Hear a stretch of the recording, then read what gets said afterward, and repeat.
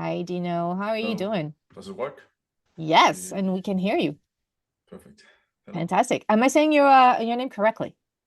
No, No. everything's good. Okay. Please correct me. Oh,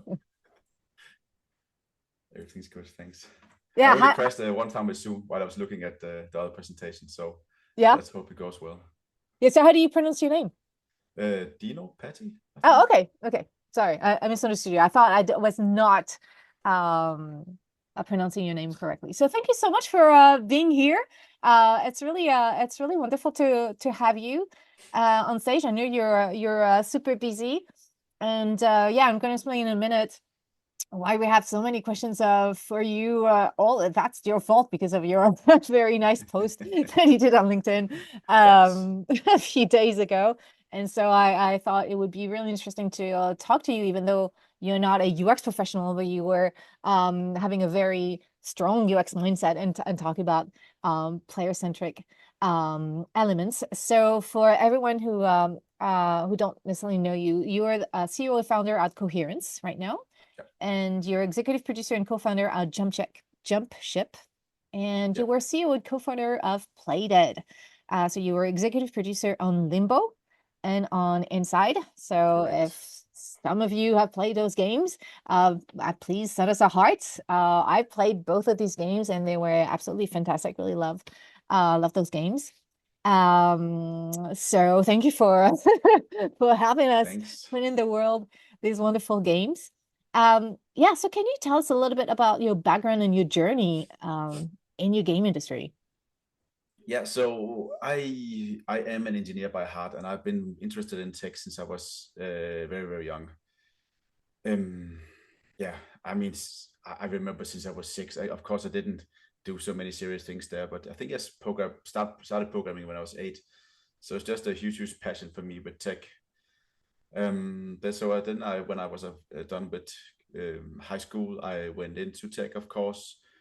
And then I just had a strong interest in games, and I had the opportunity to go to games. And as an engineer, I think is one of the places where you get like the widest range of challenges. So I did that, and soon after I started doing gameplay, and I actually felt gameplay. Just trying to look it back to UX is one of those things where you can create an experience, you program it, you have five people play it. It's the same, they all experience, but they experience in different ways. And you get to fine tune that. And you're not the person acting there all the time. You just, you put something out in the world that people use. So that was kind of my first really interest in. And hey, it's actually really fun to put something out, have somebody try it, and then see it work or not work, and see how people feel around that. So that was me coming into games around 2003.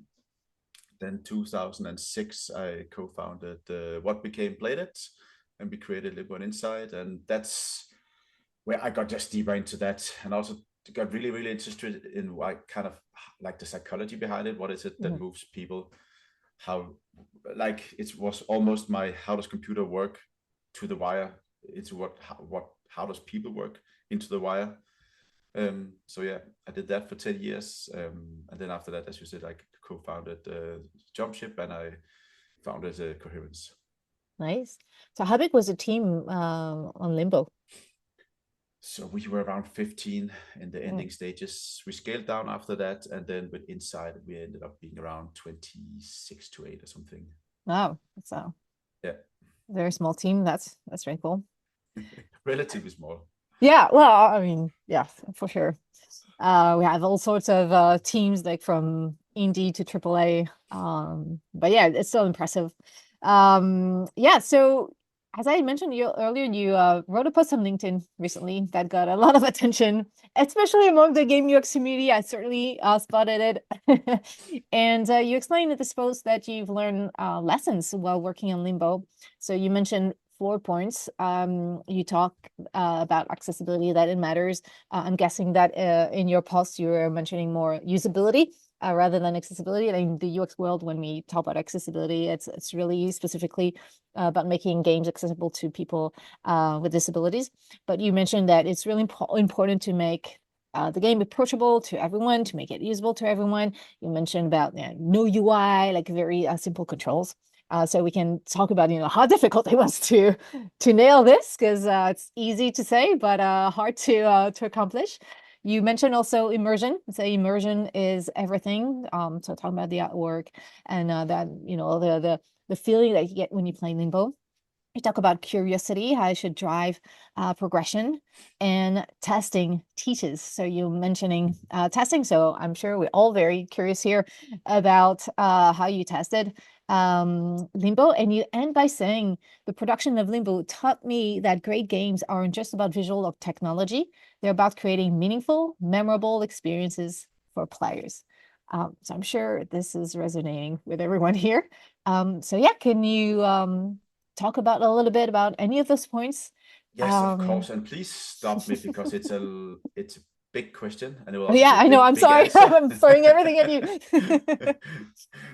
So, I mean, first, I would like to say, like, we didn't get any kind of professional help.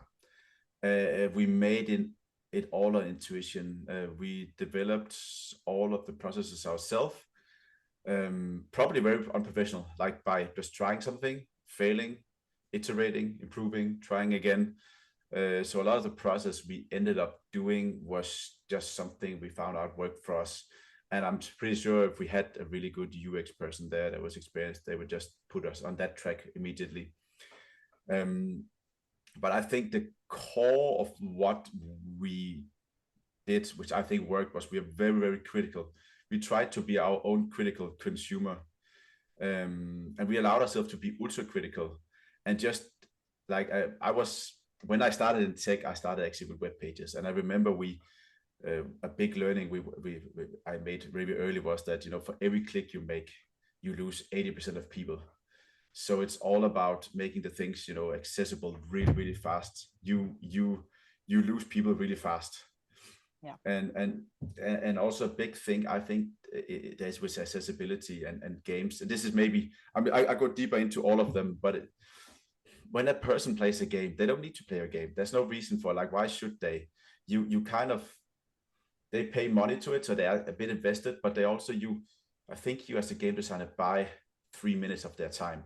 So within the first 3 minutes, you have to kind of engage them or show them something that is great. And when you earn their trust and they experience something that's great, then you have the next 15 minutes. Then you have that time to kind of get them again. And then if you win them over, like, you have the next half hour. So I think there's something to that ties into all of this. But specifically with accessibility, one thing I think that was really important was that if you're good at making accessibility, you can make the whole tutorial become a learning experience. And what I see a lot of games do wrong is that they have that great option to make it a great experience, but they take it away from you and they put you into a very confined space where now you learn almost like on a school bench. They make it really boring. It's a boot camp. Yeah, now you're going to learn about the game. Yeah. And I think most games don't respect the player. I mean, still to this day, if I play a FPS where there's a sniper, they learn me to use a sniper. And I'm 44. I've used 2,000 different snipers in my life. And I think if you are 60 now, you'll use 10 different ones or 20 different ones.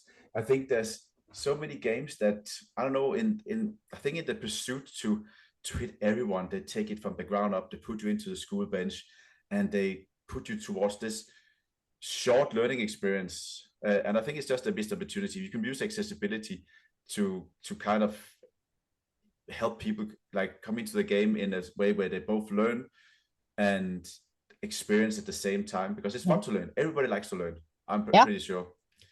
I have this really weird anecdote from Gamescom. I was there at one point and I wanted to try the new Arma 3. It's a military simulator. And I went there and there was, I tried to use it, and it was, trying something at a conference, you don't have like a lot of time. You have maybe 15 minutes trying to figure out how that works from the beginning. I didn't get it. And then one of the guys came over to me and asked, how do you feel about it? I said, it's a beautiful game, but how do I use it? It's so inaccessible. Could you not try to make this? It's a really, really nice simulator. And he said, it's super accessible. Look, you just press P or whatever. And then the map comes up with all of the different keystrokes, and Arma uses the whole keyboard, so every action has one key, and it's for me it's the opposite of accessibility. And I think if you think about if you think it that way, I think accessibility is hard. Oh yeah. It is extremely hard to make sure like it's going to be intuitive for players. It does take a lot of testing. So that leads me to another question, how difficult it was to not have any sort of UI or instructions. Did you notice any things that players were confused with and in your testing, and how did you iterate?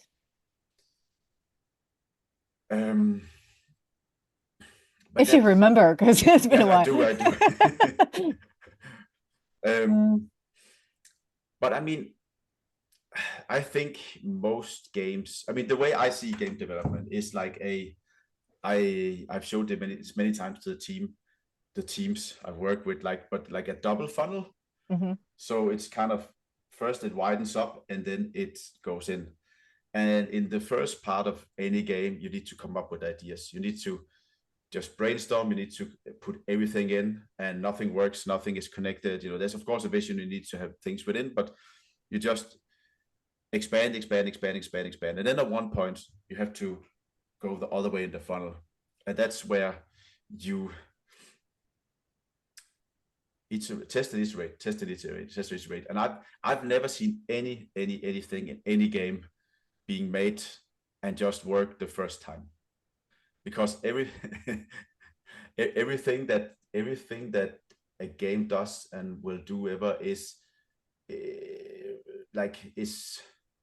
it's always put into context of the audience. Yeah. So you can never, you can never really see how that works. And the problem with when you're a developer is that you see your product 100, maybe 1,000 times, you use it and you get very, very blind to what's happening. Yeah. And I think one of the biggest skills, for me at least, for any UX designer, is the ability to see things, to imagine things as the first user, for the user trying it for the first time. And that's where I think testing comes into play, because that's what we did, and I described it a bit in the LinkedIn article, is that we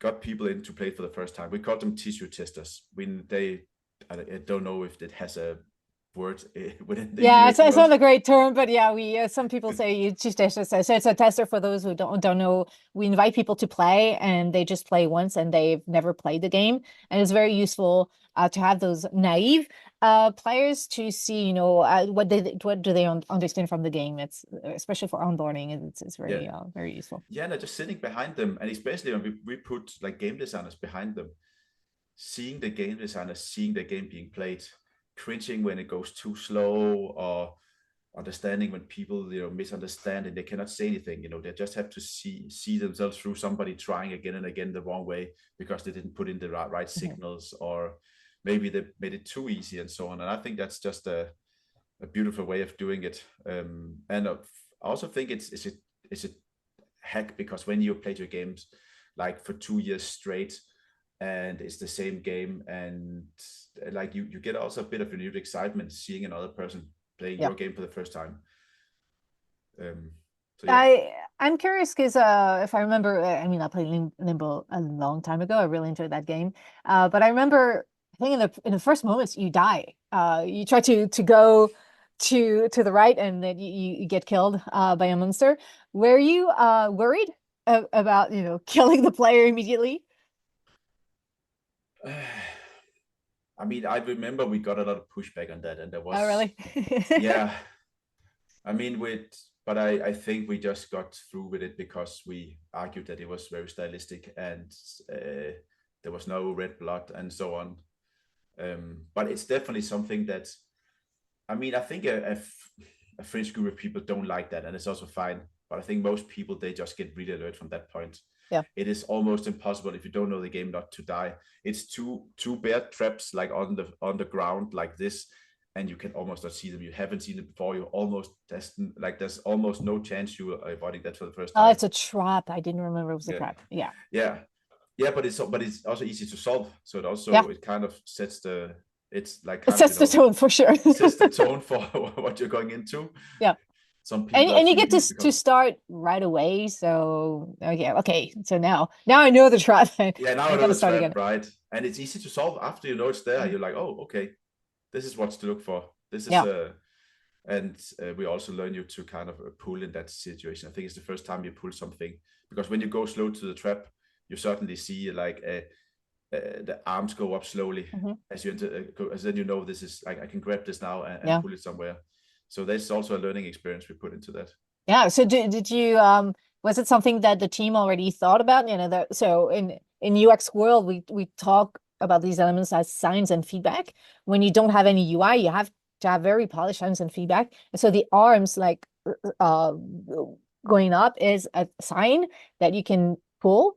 Is this something that was already thought through, or is it something that you figured, oh, we need to convey this information to play somehow? Yeah, we figured out through testing. I mean, Okay. when you some things are too hard, you need to think about what do you put in to mark that this is, and this ended up being a really core thing of the game, that taking the arms forward is when you can kind of drag something or pull something. Yeah. Yeah, Yeah. fantastic.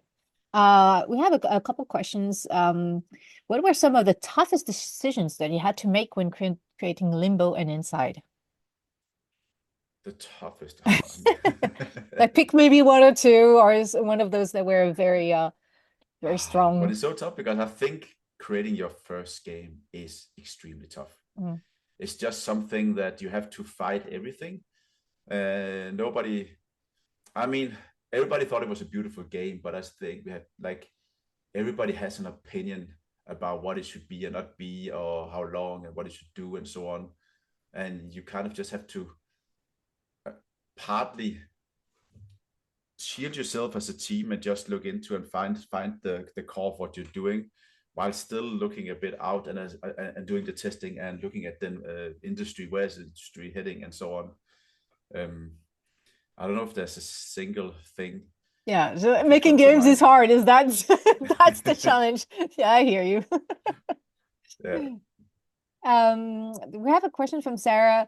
Could you maybe speak to how accessibility is implemented as a practice in your studio, how it comes out in day-to-day work? So I'm guessing here we're talking again about usability or approachability. But if you are also thinking about accessibility in the sense of making the game accessible to people with disabilities, that would be fantastic if you can also talk about this. um I mean, It's I think it's a tough question again. yeah.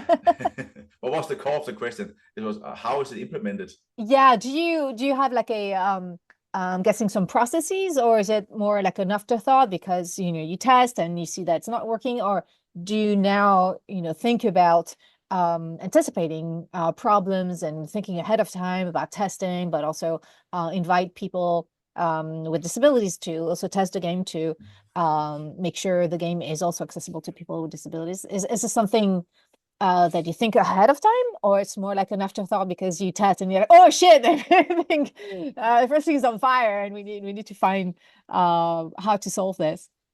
No, I mean, I think it's one of the most important thing in a game, the accessibility. But when I think accessibility, I cannot remember. I mean, when we tested with Limbo and Inside, we tested a lot of different constellations. I cannot remember if we tested people with disability. Mm. But we tried men, women, when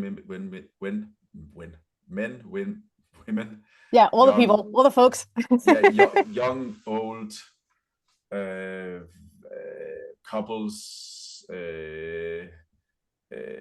parents, kid, Mhm. together, like sitting in a sofa. Like we tried, like people sitting. We tried like every shape and form, and Nice. experienced gamers, non-experienced gamers. Yeah, we just tried on everything to see how do they start the game, how do they play it, how do they pick up the controller. Yeah.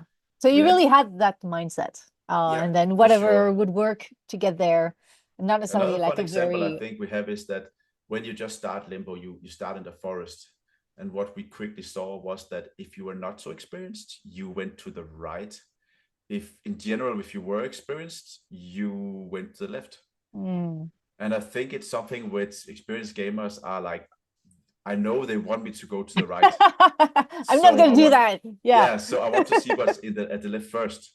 And that was kind of fun. And we actually made some, there's no text or speech in Limbo. So, you cannot really communicate with Mhm. with players. So we made a achievement. When you went to the left, you picked up an achievement, and the achievement was called something like "This is not right,"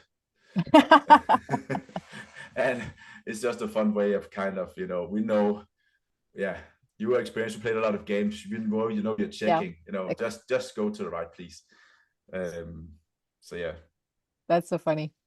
but I think it's Um, important to play at the right of your consumers, and also, I mean, you define your target group, and for Limbo and Inside, the target group was kind of ourselves. It was like kind of the bit more mature gamer, a bit older, a bit experienced. But we also wanted to see like what happens if you're really young, or what happens if you're yeah. really old. Well, how do you play this? Yeah. You had do you remember the numbers? How many people downloaded Limbo? No, Oh yeah. A but I think lot. we're in the definitely the millions now. Yeah. That's amazing. There's another question. How did the team seamlessly integrate storytelling with teaching the player the fundamentals of the game? I think about the intro sequence to Inside and how engaging it is while showing the player how they should react to everything around them. So the story is mostly my partner at that point. He just picked up and played the game in and out all the time. Mm-hmm. Got the feeling for where, again, as I said before, one of the biggest skills I think in creating games and also creating UX is having the sense of what a first time user think. And I think one of his biggest skills as a director was and is like the ability to see things from the first user, like Mm-hmm. from the user trying this the first time. But you were you already think about the narrative design first and then getting the players to understand the story, or did you think about, okay, these are the mechanics in the game, let's build the narrative around teaching this to players? Which came first? Do you remember? So the game is built around the vision, Mhm. and then the narrative is created throughout creating the game. Does it make Mhm. sense? I guess. So the answer is organically. Organically, yeah, yeah. Okay. But with a vision in mind, I mean, it's not just hey, there's like this. There's like there was definitely a vision Mhm. set by my partner. Do you was it something that players really had a hard time understanding both in Limbo or Inside? Do you remember like there's something like really was really hard for you to convey? Like some part of the story, or some part, or Anything, part of the story or mechanics, or is there something like really you had a hard time and you had to iterate a lot to make it work? Not really. no. I mean, again, like there's a lot of like all the puzzles, as I said, like came from a lot of iteration. Hmm. So they all were in a state where they were not understandable Yeah. or not enjoyable, and they all got iterated into like the spot where they are. Hmm. I mean, those two productions were very unique, I think, compared to a lot of other productions, because it was what I think is unique to those games, and you can probably also feel it when you play the game, is that an experience was maybe created first with gameplay, then it was Hmm. sent to audio, then audio put a few things on, then graphics, then gameplay got inspired by some of the graphics or some of the audio, and then accented some of the places where they liked, and then audio got it again. So there's like the reason the whole game feels so integrated is because everything was allowed to link up between the different groups and come back and get inspired. And I think what a lot of games do is that they first do like the white boxing, then the graphics, and then the audio, and then ship whatever. Like Mm. um, the whole game got allowed to kind of reiterate through all those groups and integrate itself. So I mean, you can see some of the places it's yeah, some of the places are inspired by the audio because it was made in a certain way. Um, Yeah, so there's a lot of exchange and people like ping pong on each other. Yeah, Very creative yeah, process. That's super cool. yeah, yeah. And then testing once in a while to see, hey, I just can other people understand the things like we came up with, because sometimes you iterate yourself down to a whole, right? You see the same thing 100 times, Hmm. and you think this is amazing, but then people come in and they have to see it for the first time. Do they Yeah, still understand it? yeah. I think in Limbo, I think it was around 150 tissue tissues we had. Oh, wow. Okay. Yeah, Were you doing this regularly or yeah. like could you have like okay, moments or The regular thing, just even from very early on, very early on, it was mostly friends and family we had in. yeah. Not so much graphics, just playing, the white boxing and so on. Um, but yeah, that was definitely something we did all the way through. Yeah, that's awesome. I do have more questions for you since we only have like 15 minutes left. What are you working on now? Coherence Hmm. is what I use most of the time on. It's a multiplayer SDK. It's so the idea, to say it quickly, is that Unity changed the landscape for games. Before Unity, you could you could be done with your game education, then you had to get out and you have to find a big team to join, Mm. because that's how it games. Maybe you start a QA and you work your way up or whatever, Yeah. and Unity just enabled like solo developers or small teams to make amazing experiences. And I thought this didn't exist within the multiplayer space. It's still really hard. And it was even a joke when I was young that the people came out of game design school, they want to make an MMO. But now the ambition is actually that you can, a solo person, make a multiplayer game, and launch it, iterate it easily. Hmm. Um, because I really I think I've done mostly single player games. I think there's a lot of emotions to be had in multiplayer games that hasn't been explored yet. And that was kind of where I started until I ended up making the whole system for everybody. Yeah, that's pretty cool. Well, that leads me back to Limbo. What engine did you use for Limbo? Limbo was our own engine. Okay, my Yeah, proprietary engine. yeah, proprietary engine. It was actually our first coder who came with it. He developed start of it, and we Okay. developed it with him. And inside was Unity. Okay. So what do you think about the state of the game industry right now? There's well the massive layoffs, and what do you think what are the biggest challenges that we have now? So I don't know when we hit the exact bottom, but uh, there's only one way from when you hit the exact bottom. That's up, and I think we are soon going to see it change. That's my personal estimates. I don't think this total spending has gone down. I just think like all the layoffs, a lot of the layoffs is kind of a indication of some of the maybe overinvestment that happened during Corona. And then I also think the big AAA bets are becoming extremely risky, and Mhm. it might come back to discoverability and how people play their games. There's so many more games out there, and it's not that the consumers can find no games; they just don't necessarily find your game. Yeah. So we are kind of splitting the pie that's there between more. And what excites me is just I think we need to get back to the focus on making great games.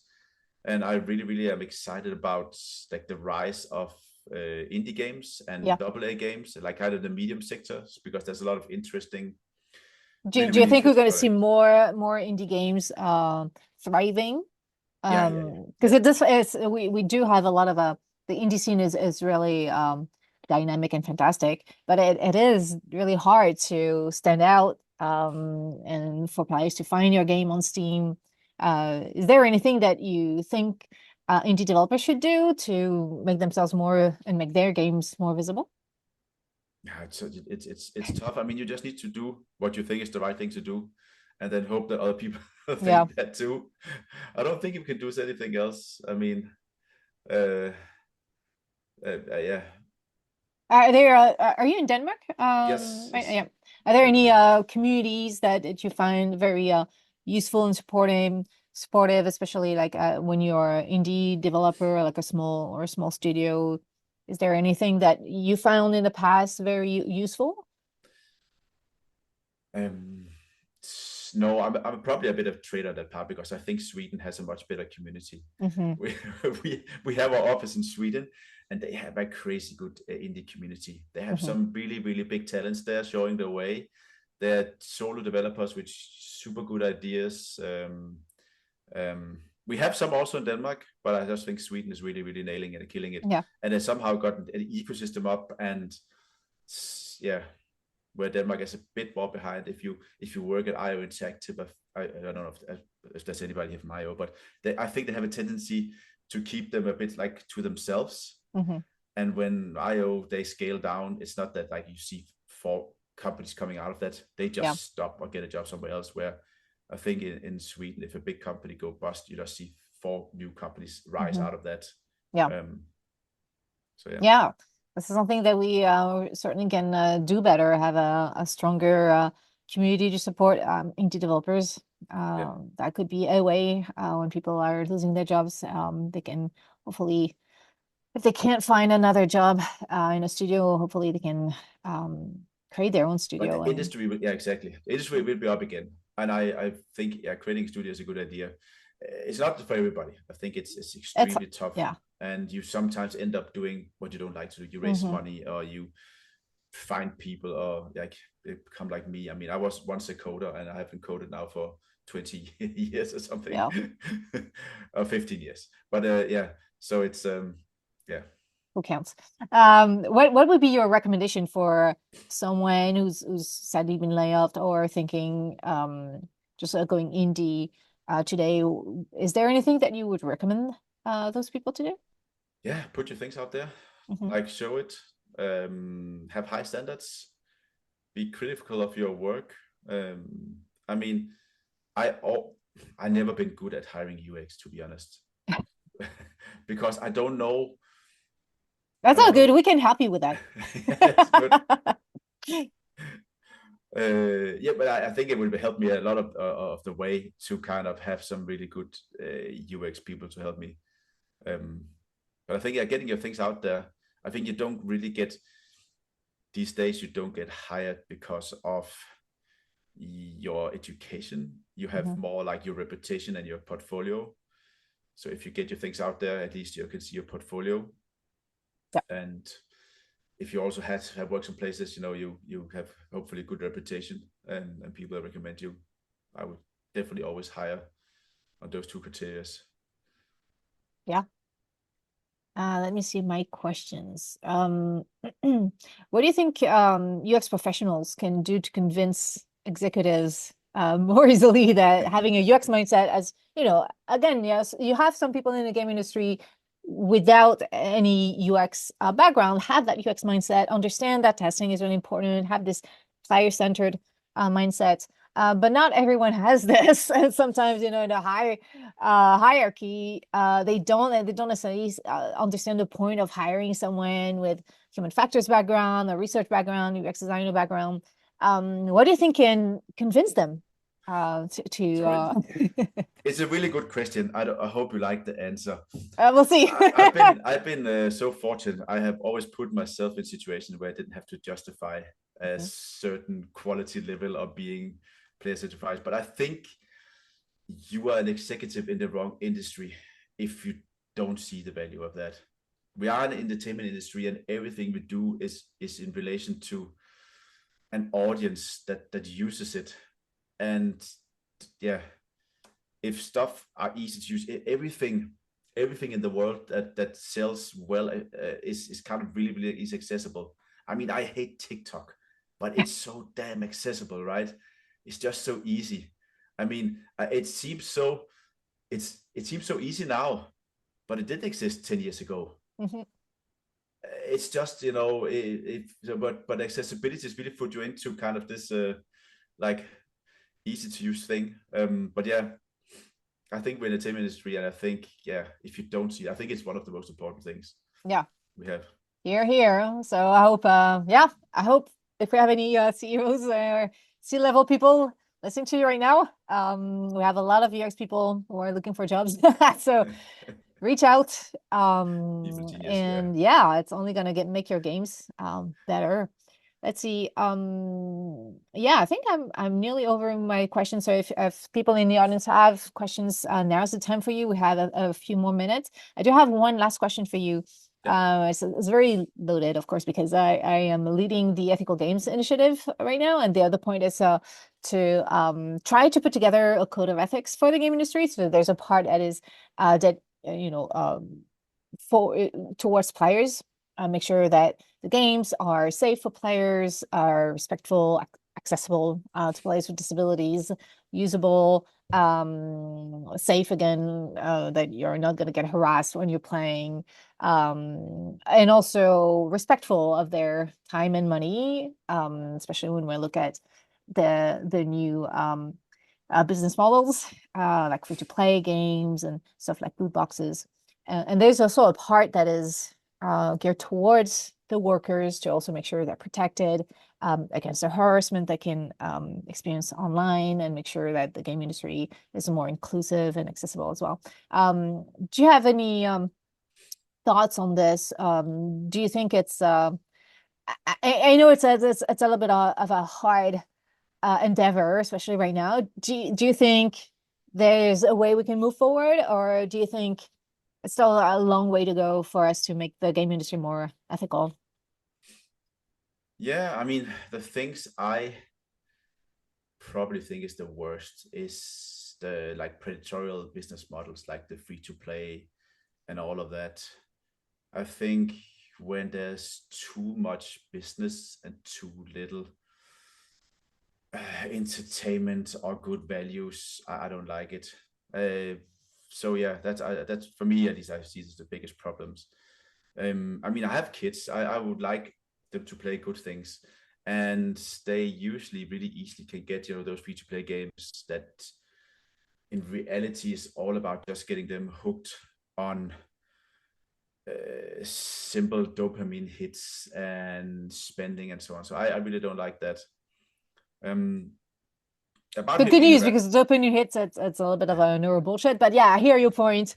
Like we're trying to bring people back in, using like FOMO, like fear of missing out, or like with loot boxes because Yeah, I mean they want something. they hire evil what's it Oh, called? come on. They do, and then they're Well, like, how do we make this addictive? How do we make this sound the most addictive? And it's, I don't know. That's yeah, but you know the psychologists where they are in UX, and we don't do that. That's the whole point of the yeah, that you have business people who want to make more money, and we have to find the right balance. So yeah, I think there's it's now that we can talk about these things, because yeah, you're right, there's a lot of pressure, psychological pressures that are put on players. And I think a lot of people in especially indie scene or small studios, they want to keep video games as an art form, and they want to make sure that players are protected and respected. So yeah, we think you can do it? yeah. I mean, yes. We can try. Let's see. I have another question for you. What games inspire you to find a team and develop games like Limbo and Inside? Do you pull inspiration from media outside of games? I mean, I think there's a lot of inspiration to be had from movies. There's like a movie, a really old entertainment form, and they nailed a lot of things really early. But I think games is a completely unique medium. We have a completely unique opportunity to immerse players like more than ever before. I think the whole idea about you make having choices and getting an experience and being able to redo your choice or being led through different experiences while also controlling them. I think that's just like, yeah, I think that's extremely exciting with games. Hmm. Were there specific movies that were inspiring the team during Limbo or Inside? I mean, there's a lot, but I mean, Well, it's okay. I was just curious if there was like some iconic movies that were a more like a heavier inspiration. I No, think really? so. Okay. All right. Well, we have a couple more questions, but maybe, you know, you can answer in the Q&A because some of them are more specific. Thank you so much for being with us, Dino. It was a real Of course. pleasure to get those insights from the development of Inside and Limbo, both games that were really fantastic. We Thanks. I are, hope you enjoyed it. yeah, no, we did. And seeing their directions from the people attending, I think they were very happy to listen to all that. Um, don't hesitate to post more on LinkedIn about being player centered. That would be, it's always, we love seeing this. It's always sometimes we're not understood, and sometimes people, again, like see the psychologists like being the evil people in the game industry, where we're actually here to make the games safe and usable and accessible to everyone. And So, so it's sorry, wonderful. that came Yeah. out wrong. I No, meant no, it's okay. No, but it's actually really funny my because wife is a psychologist, but I so I just meant that there's some evil, like the evil wizards, and there's no, no, good no, but wizards, right? I That totally hear you, but we okay, do hear this a lot, and it's actually a great conversation okay. to I have. don't think that in general. No, I know.